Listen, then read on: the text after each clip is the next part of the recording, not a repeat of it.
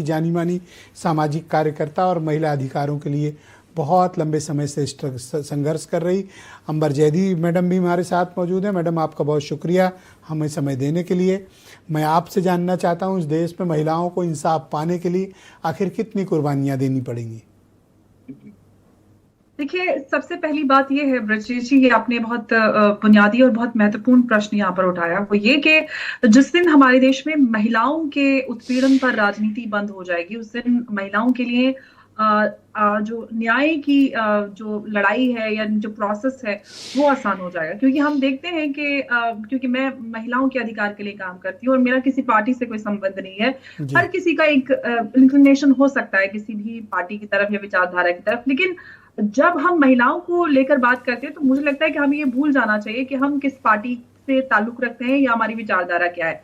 यहाँ पर मैं देखती हूँ, क्योंकि हम इन केसेस पे काम करते हैं बहुत क्लोजली इस तरह के विक्टिम्स के, कुछ पार्टीज किसी स्टेट का समर्थन करती हैं जहां पर उनकी राजनीति और जो राजनीतिक समीकरण बैठती हैं, ये देखकर मुझे बड़ी तकलीफ होती है। एक तरफ तो हमारी जो न्यायिक प्रणाली है उसमें बहुत सारी खामियां हैं, त्रुटियां हैं, जहां पर हमें एक्टिविज्म करने की वहां पर आवश्यकता है, वहां पर बदलाव की मांग वहां पर करनी चाहिए, पुलिस रिफॉर्म, जुडिशियल रिफॉर्म्स की मांग हमें करनी चाहिए, ताकि सभी की जो न्यायिक प्रक्रिया है वो आसान हो और लोगों का न्याय में विश्वास और बढ़े।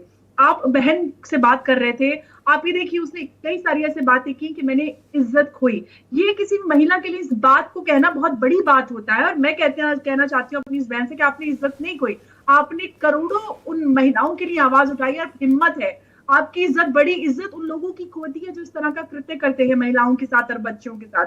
तो हमें सबसे पहले तो अपनी मानसिकता बदलनी है और सबसे अहम चीज है कि राजनीतिकरण बंद करना होगा।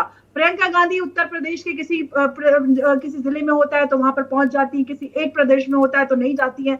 आप बीजेपी पे सवाल उठाएंगे, बीजेपी आप पे सवाल उठाएगा। तो ये आरोप प्रत्यारोप का दौर बंद कीजिए, सही में आप महिलाओं के लिए आवाज उठाना बंद कीजिए, चाहे कुलदीप सेंगर हो या किसी कांग्रेस के हो या किसी और समाजवादी के कोई नेता हो।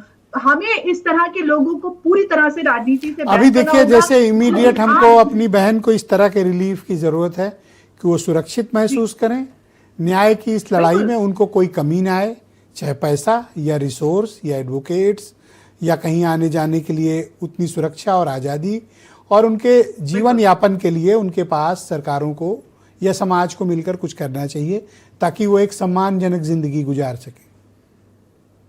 बिल्कुल बिल्कुल। देखिए, हमें विक्टिम्स को लेकर, जो एक रेप पीड़ित होता है या रेप सर्वाइवर कहना चाहिए, उसकी तरफ हमें मानसिकता को बदलने की जरूरत है। वो बहन के मुंह से भी निकला और वो हमारे समाज की सच्चाई है। जब किसी के साथ इस तरह का हादसा होता है तो हमारे समाज के लोगों की उस विक्टिम की तरफ ही मानसिकता इस तरह की हो जाती है कि अरे इसके साथ तो ये हुआ है, ये तो ऐसी है, ये तो वैसी है। जबकि हमें उस पुरुष को घृणा से देखना चाहिए जो इस तरह का कृत्य करता है। हमें उस पुरुष का, उस परिवार का बहिष्कार करना चाहिए जो ऐसे लोगों के साथ आके खड़े होते हैं। हमें विक्टिम्स के साथ खड़ा होना, ये हमारी संस्कृति है और यही न्याय कहता है कि आप उसके साथ खड़े हों जिसके साथ अन्याय हुआ है।